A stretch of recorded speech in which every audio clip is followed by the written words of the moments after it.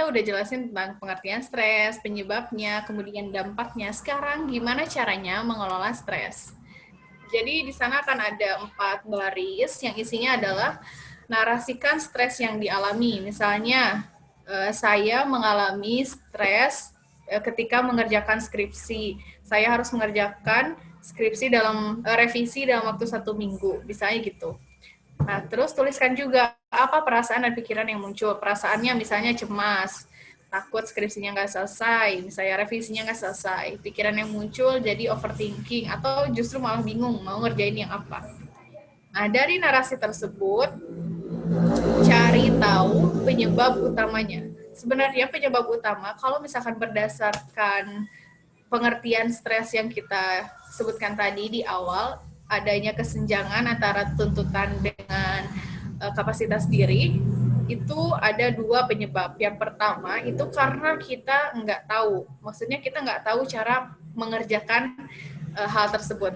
Atau kedua, karena kita tidak mampu mengerjakan si stresor tersebut. Nah, karena ada 2 penyebab, jadi cara mengatasinya juga ada 2. Kalau misalkan kita nggak tahu, cara menyelesaikannya adalah dengan upgrade kompetensi diri. Gitu. Kalau misalkan kita nggak mampu, kita udah nyari tahu pun, kita udah berusaha sendiri pun, kita tetap nggak mampu. Caranya adalah dengan kolaborasi. Itu jadi cara mengatasi stres yang anti mainstream itu yang kita sebutin bukan meditasi, bukan nyari boba, bukan nonton film, bukan jalan-jalan, tapi Ya, caranya adalah bukan maraton upgrade. drakor ya, berarti Ya, upgrade bukan. dan kolaborasi. Poinnya adalah kalau ketidaktahuan, ketika kita mencari tahu, ketika kita upgrade kompetensi kita, kita akan bisa ngerjain itu.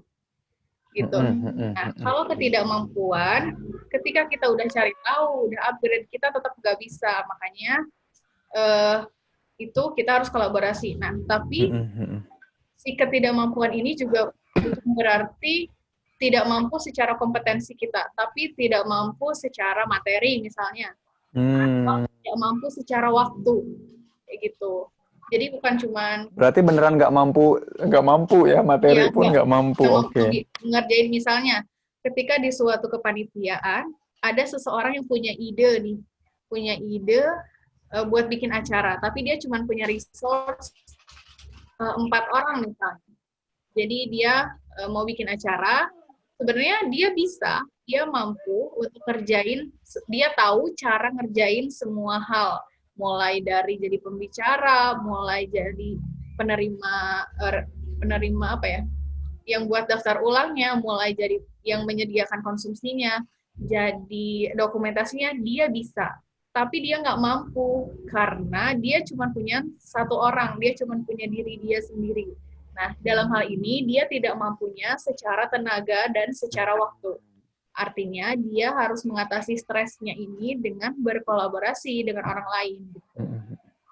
Jadi tidak selalu tidak mampu secara kapasitas, tapi tidak mampu secara tenaga, secara waktu, dan juga secara materi. Oke, mantap. Stres adalah bagian dari hidup yang tidak bisa dipisahkan. Dan tadi baik buruknya stres itu bergantung pada respon kita sendiri. Maka yang penting adalah respon mana yang mau dipilih sehingga kita tidak dikuasai stres yang negatif atau distres gitu. Jadi ya kalau misalkan kita berharap akan terbebas dari stres ya nggak mungkin. Karena stres itu bagian dari hidup. Dan itu adalah ciri orang hidup gitu. Jadi ya kalau masih hidup ya pasti akan banyak stresnya.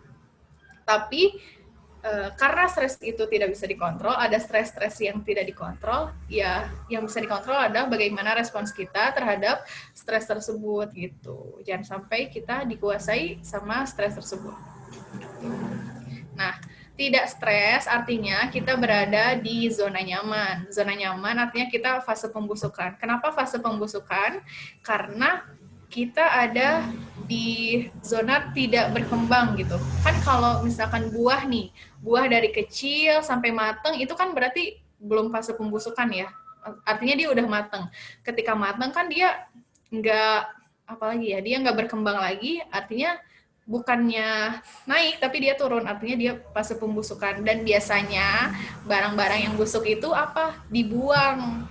Ya, kita jangan sampai jadi orang yang karena tidak stres, karena kita menghindari stres, kita jadi orang yang dibuang gitu. Tapi kita berusaha untuk terus meningkatkan kapasitas kita gitu.